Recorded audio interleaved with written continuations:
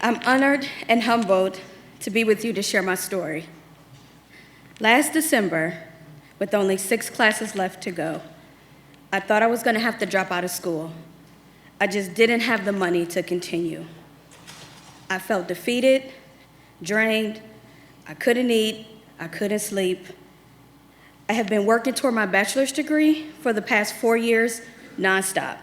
I've been, I went to summer school, so literally nonstop, I was in school. So the ideal of dropping out was and is heartbreaking. But I have to be honest, paying for school out of pocket is not easy.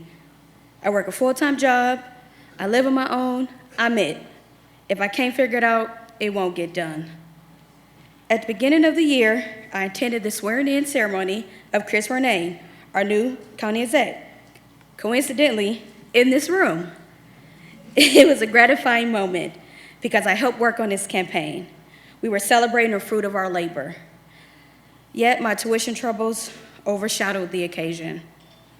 It just so happened that someone else in this room tonight was also there, President Laura Bloomberg.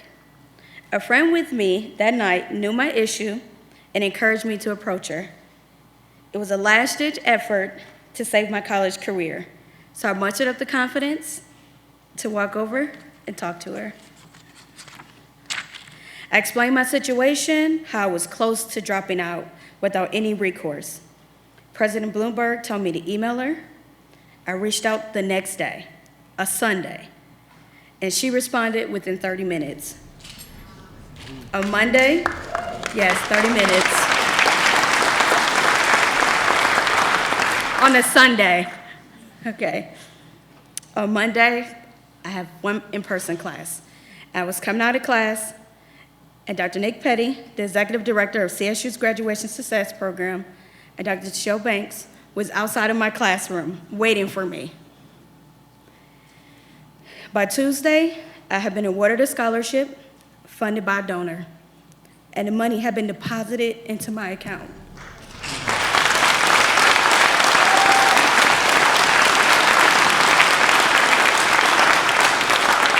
There aren't words to express what that experience means to me, what that support means to me, but I would say that it gives me hope. Hope that come December, I will walk across the commencement stage in the Woods Think Center.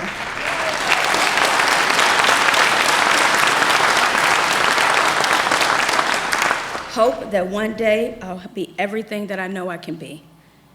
As cheesy as this might sound, I want to leave this world better than where I found it. And I feel like the best way to do that is to be a public servant. That is my calling. I know it. It's what drives me. I can't explain why I'm drawn to politics. I just am.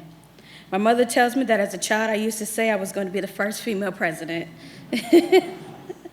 My ambitions are a little different now, but what I want to do certainly affects who we elect. I don't think it's enough just to register new voters. I meet so many people who are registered, but they don't know the names of their senators, the governor, and their council people. It's important to register eligible voters, yes, but we need them. We need us to be informed so that we make responsible decisions at the polls.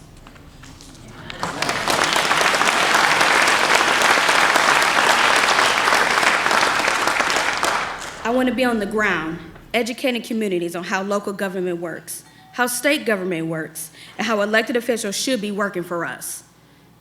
Late last year, as my tuition balance grew, I see myself in a dark tunnel with the glowing light far ahead.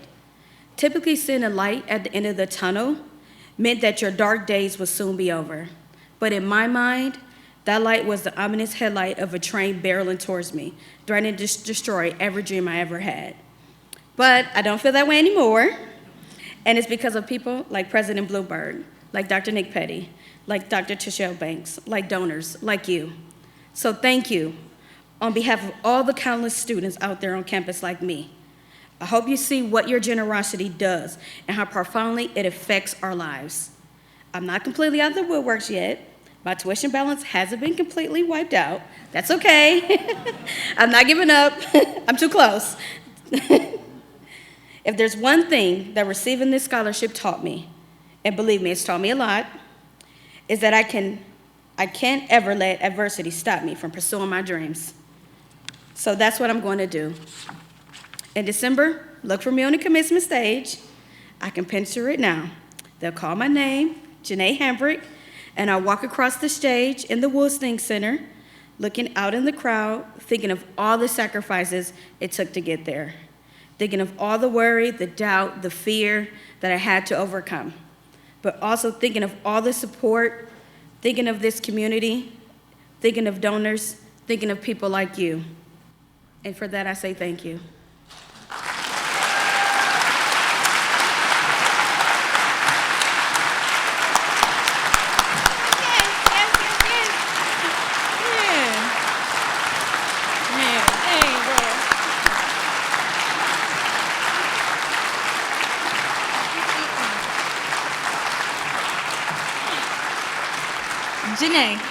JaNae, thank you for sharing your story.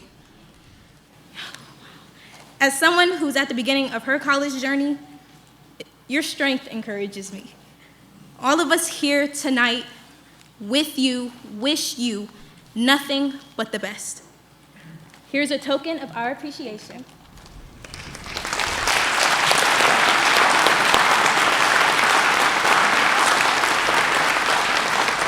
Let these flowers be a symbol of how we believe your career will blossom beautifully in the years ahead.